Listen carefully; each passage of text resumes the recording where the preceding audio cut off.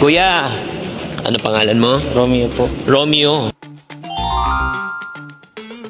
Oo. Ikaw ba ay nakakaipon na? Ay, hindi ka nakakaipon. Oo. Ba't parang ang lungkot-lungkot ni Romeo? Oo. Romeo, ano bang trabaho mo? Maraket-raket na po sir. Maraket-raket. Oo. Pag ikaw ba ay kumikita, ginagawa mo sa kita mo? Anong unang ginagawa mo? Nagagastos po para sa pang-araw-araw po. Sa pang-araw-araw, oo. Gusto mo bang makaipon?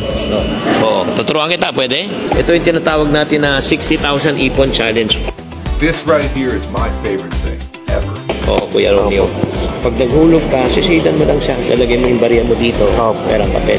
Pero kung tatanungin kita, saan mo gusto mag-ipon? Saan? Para saan? Para sa bahay po.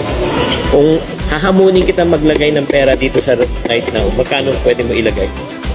Sa 200, 100 po. Sige, maglabas ka. Wala pa po ngayon eh. Wala ka pa pera? Wala pang sahod sir.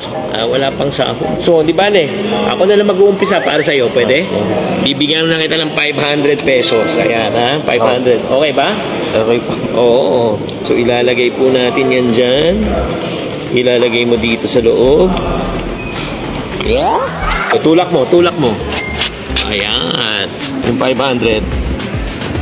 Sa'yo na yan. Okay? Umpisa mo na, ha? Kailangan na po natin matuto mag-ipon.